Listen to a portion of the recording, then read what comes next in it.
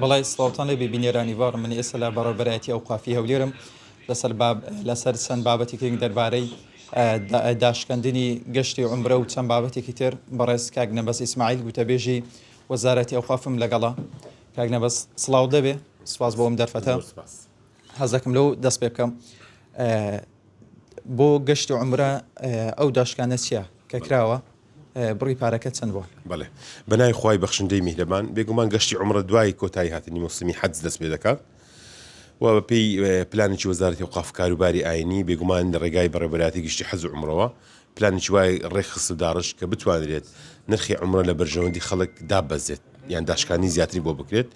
وەک دەزانین نرخ پەیوەندی بە کۆمپانیاکە خۆیەوە هەیە بەپێی ئەو خزمەتی کەوا پێشکەشی دەکات، بەڵام بە حکمی دروستکردنی پێشبڕچەیەکی یان بەتوانڕێ ململانەیەکی گونجاندن لەگەڵ بازار و لەگەڵ سەفەرکردن چەند پاکێتێک خرانە ڕوو بۆ ئەوی بتوانین نرخی عومرە لە هەرێمی کوردستان بە منافەسە بە ململانە لە نێوان کۆمپانیەکاندا بشێنین و سوپاس بخوا لەو پلاندا سەرکەوتوو بووین الحەمدولله.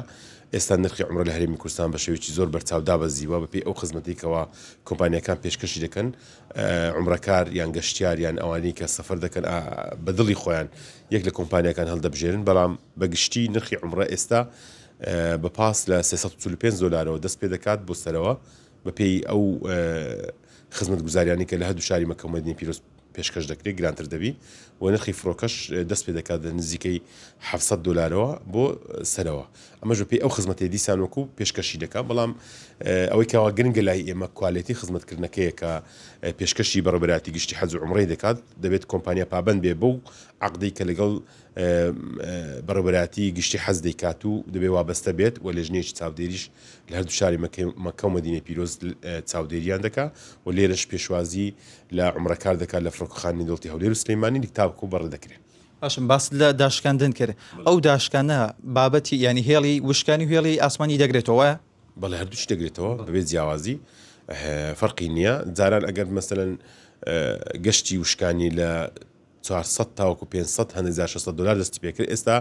بە 345 دلار ئەو 345 دلار لە بەرامبەر دەشە و دە ڕۆژە چون و هاتنەوە هۆتێلیش واتە خواردنی تێدا نییە. بەڵام ئەگەر بێت و کۆمپانیاک خواردن لەسەر زیادکە و پێشکەشی عومرەکاری بکە بێگومان نرخەکە کەمێک گرانتر دەبی ئەو نرخەش پەیوەندی بە خودی کۆمپانیاکەوە هەیە، واتە هاوڵاتی عومرەکار ئازادە لەوەی چ کۆمپانیایەک لە ناو 100 کۆمپانیای هەڵدەبژێری بە ئارەزوی خۆی گەشتی پێ بکات. ئاشکاک نەبەس باس لەوت کە دوای تەواوبوونی فەرێزی حەج گەشتی عومرە دەست پێکراوەتەوە تاوەکو ئێستا چەند هاوڵاتی لە هەرێمی کوردستان یاخود بە تایبەتی شاری هەولێر گەشتی عومرەیان کردووە ئەگە بە داتایان بە ژمارە پێم بڵێ؟ بڵێ داتای عومرەکاران ئێستا دەرناچێت، داتای عومرەکاران ئەو کاتە دەردەچێت کە مەوسمی حەج نزیک دەبێتەوە بە مانگێک عومرە دەوەستێت. ئەو کات ئێستا دیاری نەکراوە ئەو کاتە کە عومرە دەوەستێت کۆتایی دێ، بەڵام هاوڵاتیانی هەرێمی کوردستان بە شێوەیەکی گشتی بە دەیان هەزار کەسن ساڵانە عومرە ئەنجام دەدەن واتە خواست لەسەر عومرە گەلک زۆرە بە شێوازێکە خەڵک زۆر خواستی لەسەر عومرە هەیە، بەڵام بۆ دەربڕینی ئاماری تەواوەتی پێ ئێمە چاوەڕ دەکەین تاوەکو ساڵ کۆتایی دێت، یعنی ساڵی داهاتوو کە مەوسمی حەج دێ بە مانگێک بەر لە دەستپێکردنی حەج ئەو کاتە دیاری دەبێت ئایا چەند عومرەکار لە هەرێمی کوردستان گەشتیان کردووە. ئەی دەربارەی کۆمپانیەکان چەند کۆمپانیەکان داخراون یاخود پێچەوانی ڕێنمایەکان ئێوە؟ چەند کۆمپانیایەک سزادران ئەوانەی کەەوە حەجی نایەستاییان کردو و پێی بڕیاری وەزارەتی ئەوقاف کاروباری ئاینی و لێژنە هاوبەشەکان هەندێکیان ڕاگیران، هەندێکیان سزای دارایی دران، هەندێکیان ئیشکردن بۆ ماوەیەک ڕاگیران، ئەوانە هەموو سزای خۆیان وەرگرت. بەشێکیان پاکانیان هێنا لەوەی کەەوە سکاڵیان لەسەر سکاڵاکیان لەسەر ساخ نەبووە، بەڵام بەگشتی وەزارەتی ئەوقاف کاروباری ئاینی و بەڕێوەبەراتی گشتی حەج و عومرە و لێژنەکانی بەردەوام چاودێری کۆمپانیەکان دەکەن بۆ ئەوەی بەپێی ئەو ڕێکار و ڕێنمایانی کەوا هەیە لە بەڕێوەبەراتی گشتی و لە وەزارەتی ئەوقاف بەپێی ئەو پرەنسیپانێکەوە هەیە کاروبارەکانی ئەنجام بدەن و لێرەشەوە ئاگاداری هەموو هاوڵاتیان دەکەینەوە هەر بەڕێزێک هەر عومرەکارێک کەوا گەشتی عومرە دەکات ناڕازیە لە ئەو خزمەت گوزاریکەوە پێشکەشی دەکرێ و ئەو بەڵێنێکەوە پێی درراوە بەڵێنەکەی جێبەجێ نەبووە ئەوە هۆبەی یاسایی بەڕێوەبەراتی گشتی حەج و عومرە پێشوازیان لێ دەکات لەوەی سکاڵەکانیان وەربگرێت بۆ ئەوەی لێکۆڵینەوەی یاسایی لە بابەتەکە بکرێت. باش بەڵام بۆ ساڵی داهاتوو کەسانی کە فەرێزی حەج ئەنجامەدەن باز لەوە دەکرا ینی بۆ ساڵی داهاتوو کەسانی کە فەرێزی حەجەکەن ناو تۆمارکردن بە شێوەی ئەلکترۆنیە ئەمە چۆنە و کەی دەست پێ دەکات؟ پرۆژەیە کە نزیکەی 4 ساڵ بەر لە ئێستا وەزارەتی ئەوقاف کاروباری ئاینی دایە ئەنجومەنی وەزیرانی کوردستان سوپاس بۆخوای گەورە ڕەزامەندی پێوەرگیراوە کارەکان هەم کۆتایی هاتووە لەم مانگەدا ئینشاءالله قەدەری خوا نەبێت لەو مانگەدا وردەکاری ئەم پرۆسەیە بە شێوەیەکی فەرمی ڕادەگەیەنرێ بەڵام ئەوەی کە هاوڵاتیان دڵخۆش دەکا ئەوەیە کە وەکو جاران ناچن سەردانی بەڕێبەراتی بکەن و فۆڕم بین و پڕیکەنەوە ئەنی هیلاگ و نووسڕێکی ئەوە نامینێ کۆتایی دێ وەکو چەند ڕۆژێ بەر لە ئێستا ڕامانگەیان پرۆسەکە لە ڕێگای